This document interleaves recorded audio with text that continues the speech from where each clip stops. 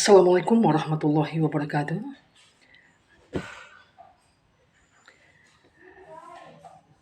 Alhamdulillah nahmaduhu nastaghfiruhu wa na'udzubillahi min syururi anfusina wa yahdihillahu fala mudhillalah wa may yudlil fala hadiyalah.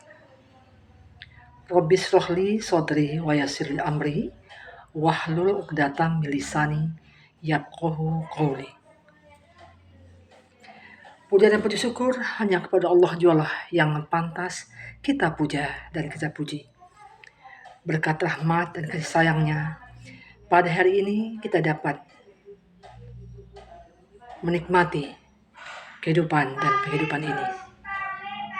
Limpahan rahmat dan salam semoga senantiasa dicurahkan kepada manusia teladan sepanjang masa Nabi Muhammad SAW.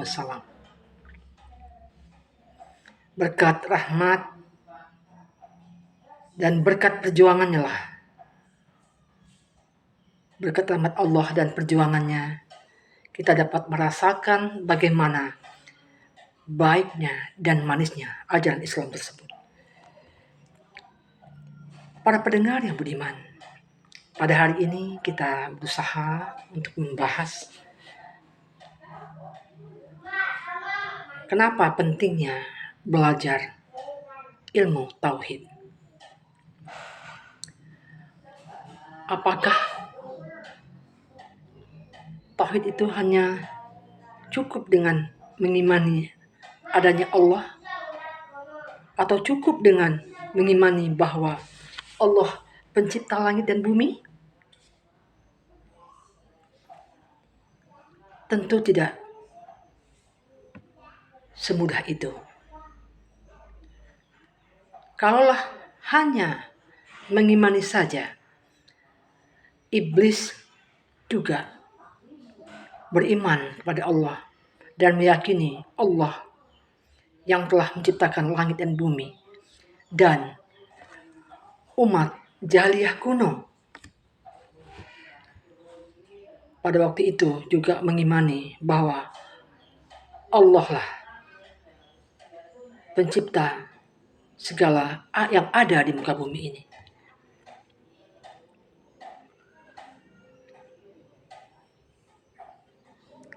Di sini Allah berfirman dalam surah Az-Zariyat ayat 56 yang berbunyi, A'udzu billahi minasy syaithanir rajim.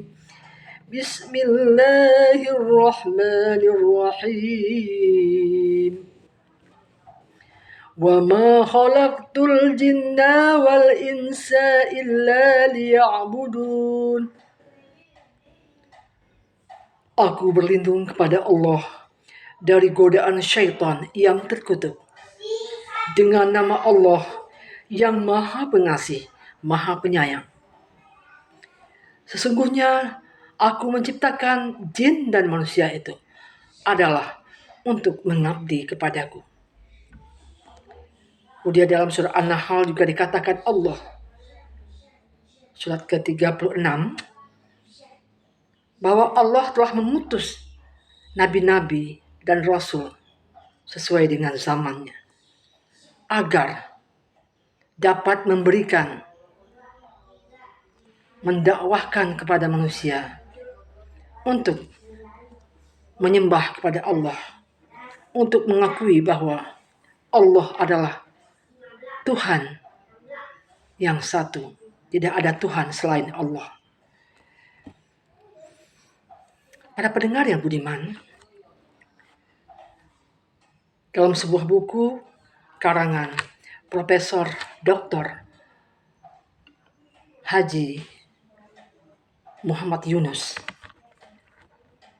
dikatakan bahwa kenapa kita penting mempelajari ilmu tauhid, agar kita memiliki keimanan yang teguh kepada Allah, kepada Nabi dan Rasul, kepada malaikat-malaikat, kepada kitab-kitab, dan mengimani bahwa adanya kadar baik dan kadar buruk, serta mengimani bahwa adanya hari kiamat.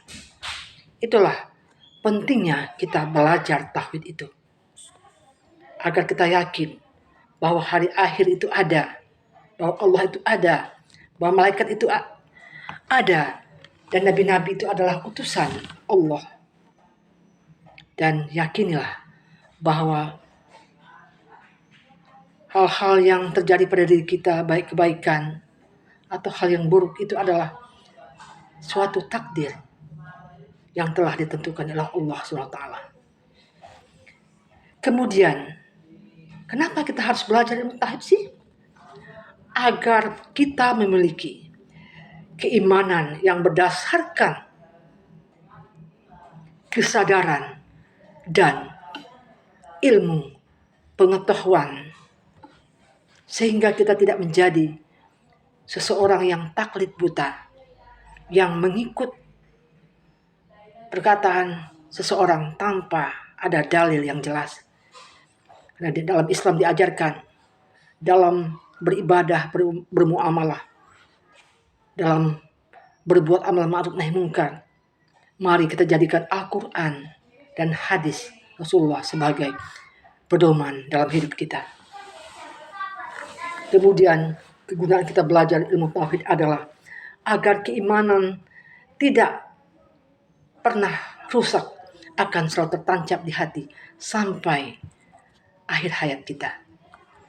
Di sini Al-Ghazali juga mengatakan, kenapa anak didik diberikan bekal ilmu tauhid, agar anak didik dapat berorientasi hal yang pertama yang pantas kita imani adalah adanya hari akhir. Dan dengan mengetahui hal ini, kita akan bersiap diri untuk melakukan amal-amal soleh yang dapat menjadi pembela kita, agar dapat menjadi timbangan di dalam mahsyar nanti, timbangan kebaikan yang lebih berat, sehingga kita dapat merasakan nikmatnya surga Allah. Para pendengar yang budiman, dalam ilmu tauhid ada beberapa metode yang dapat kita praktekkan kepada anak-anak kita. Pertama adalah sejak anak-anak lahir ke dunia ini, sebagai orang tua berkewajiban untuk mengazankan dan mengiqamahkan anak kita, agar hal yang pertama didengarnya di telinganya adalah kalimat syahadat. Karena dalam azan dan iqamah terdapat kalimat syahadat, asyhadu an la ilaha illallah wa asyhadu anna muhammadar rasulullah. Aku bersaksi bahwa tidak ada Tuhan selain Allah, dan aku bersaksi bahwa Muhammad itu utusan Allah. Nah, kumandang azan dan iqamah ini akan terpatri dalam diri mereka sampai mereka besar nanti. Dan tugas kita orang tua adalah memberi pengasuhan terbaik pada anak-anak kita dan memberi basic agama sejak dini. Kemudian dalam sebuah hadis riwayat Al-Hakim, Rasulullah berkata, ajarlah anak-anakmu sejak dari kecil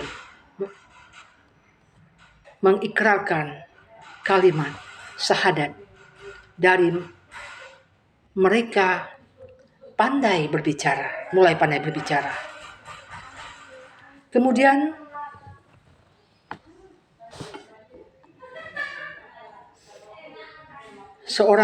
sebagai orang tua, kita harus memberikan keteladanan terbaik pada anak kita, terutama dalam mentauhidkan Allah. Salah satu kita mengimani adanya Allah, mengimani adanya Allah, kita hendaklah melakukan suruhan Allah dengan menghentikan larangannya, dengan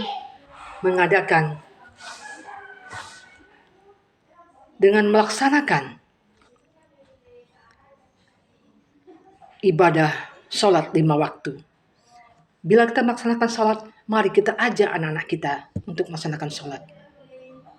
Mereka hendaknya ada di belakang kita untuk sholat bersama-sama dengan kita. Itulah salah satu keteladanan yang sikap dan perilaku tutur bahasa kita haruslah mencerminkan sikap-sikap yang islami. Misalnya, Allah menyukai orang-orang yang pengasih dan penyayang. Maka kita hendaknya menteladani kepada anak-anak kita sifat pengasih penyayang. Misalnya ada seseorang yang meminta sedekah datang ke rumah kita. Kita ajarkan kepada anak kita, berikan uang pada mereka hingga mereka dapat memberikan kepada peminta sedekah itu, sehingga apabila mereka sudah besar akan terpatri pada jiwanya sikap penyayang, sikap selalu berbagi. Nah, itulah keindahan ajaran Islam. Kemudian banyak contoh-contoh yang lain lagi, seperti halnya kita hendaklah dalam melaksanakan aktivitas sering membaca doa-doa. Jadi kitalah yang membawa anak kita. Misalnya kita mau makan, ajak anak kita untuk membaca doa mau makan. Allahumma barik lana bima razaqtana wa qina azabannar. Begitu juga sesudah makan, alhamdulillahillazi at'amana wa saqana wa ja'alana minal muslimin misalnya. Jadi dari kecil anak-anak itu diberikan nilai-nilai agama, insya Allah apabila mereka sudah dewasa nanti, mereka akan menjadi anak-anak yang soleh dan soleha, di mana saja mereka berada. Kemudian metode ketiga adalah pembiasaan. Nah, biasakan anak-anak kita untuk senantiasa membaca Al-Quran setelah sholat. Terutama sholat maghrib, sholat subuh, kalau perlu 5 kali sehari semalam. Karena Al-Quran itu adalah kitab dari umat Islam. Al-Quran itu adalah kata-kata Allah yang harus kita dengar. Di dalamnya ada isi dari Al-Quran itu adalah kabar gembira dan kabar petakut yang harus kita ketahui sebagai pedoman hidup kita. Karena kitab Al-Quran adalah salah satu rukun iman yang harus kita imani dan kita pelajari. Kita baca, kita tadabburkan, kita harus tahu apa isi atau makna dari bacaan Al-Quran yang kita baca. Karena Al-Quran juga di dalam sholat kita sering menggunakan bacaan ayat-ayat pendek. Seharusnya kita tahu apa arti ayat-ayat yang kita baca. Akan membuat kita lebih khusyuk dan lebih mantap hati dalam melaksanakan ibadah. Kemudian nasihat. Jadi sejak kecil anak-anak kita biasakan dengan memberi nasihat, apakah dengan cara berdialog atau dengan cara membaca cerita-cerita Nabi, cerita seorang orang muslim atau cerita-cerita para sahabat Nabi. Kemudian sebentar ya Bu.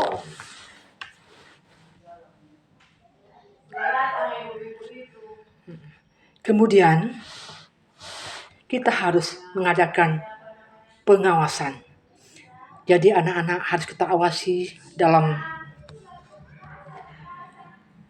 kehidupan ini. Kita tidak boleh melepaskan anak-anak kita, terutama bila mereka menonton TV. Kadang-kadang di siaran TV atau di HP itu banyak sekali hal-hal yang bersifat mistik. Kita yang harus meluruskan anak kita sehingga mereka tidak terjerumus ke hal-hal yang sesat, sehingga tauhidnya tetap kuat sampai mereka dewasa nanti dan sampai akhir hayat. Para pendengar yang budiman, saya rasa cukup demikian dulu. Semoga bermanfaat bagi kita semua dan selalulah mempertajam atau memperbanyak membaca buku tentang ketauhidan agar iman kita selalu kuat. Billahi taufiq wal hidayah. Assalamualaikum warahmatullahi wabarakatuh.